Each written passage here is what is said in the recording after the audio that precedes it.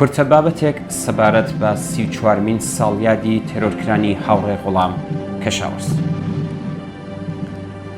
هاوڕێ بەهمەن جەوادی کە بۆ هەڵاتن لە دەست پۆلیس بە ناوی غوڵام کەشاورز چالاکیە کرد، لە ساڵی 1334 هەتاوی لە گوندی نارەک سەر بە شاری دوو گونبەدان لە پارێزگای کۆهگولیە و بووی ڕەحمەت لەدایک بووە.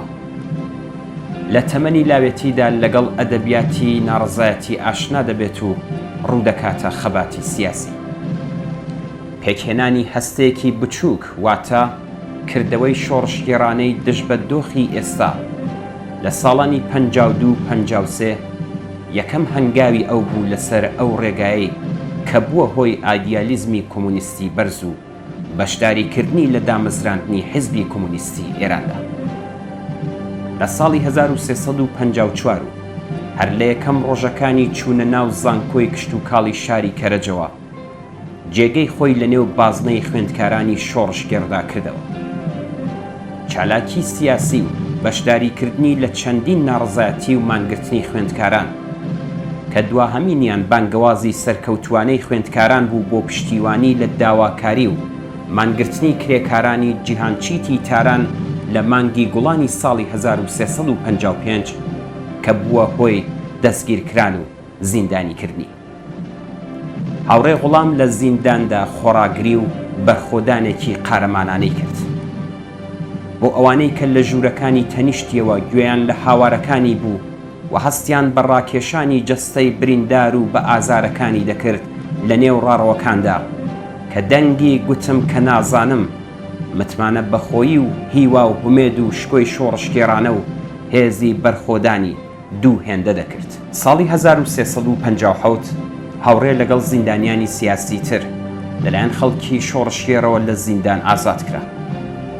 وتار و تەبلیغ و بانگەشەکردن لە کارگا و زانکۆ و شەقامە پڕ لە گڕوتینەکان، چوون بۆ کارگاکان، بەشداریکردن لە گرتنی پادگانی عیشرەتاباد، پێکهێنانی بازنە و ناوەندی پەروەردەیی گەشەیی بۆ کرێکاران و گەنجان تەنیا بەشێکە لە کارنامە و تۆمارە بەرهەمدارەکەی هاوڕێ غوڵام کەشاورز. وەڵامی تێکۆشەر و ماندوونەناس شەو ڕۆژ لە هەوڵداندا بوو.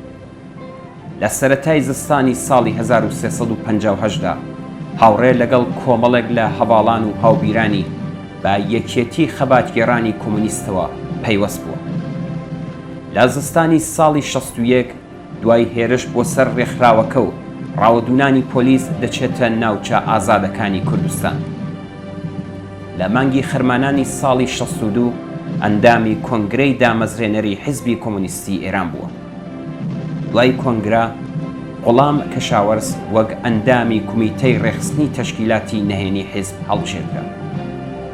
لە ساڵانی دواتر و تا کاتی گیانبەختکردنی بەرپرسیارەتی جۆراوجۆری لە ئاست ڕێبەری لە ئەستۆ گرتووە و لە هەمان کاتدا شارەزاییەکی جددی و بەردەوامی لە ڕێبەری حیزبدا بووە.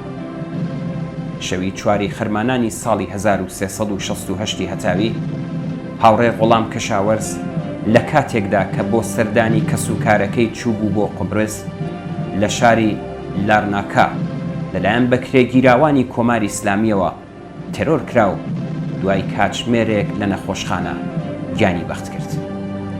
بە وەفاداری و نوێکردنەوەی پەیمان لەگەڵ 5 کۆمونیست و ڕزگاری خواست کە هاوڕێیان فواد و سدیق و غوڵام لە پێشەنگە دیارەکانیان بوون، یادی ئازیزیان بەرساڵێک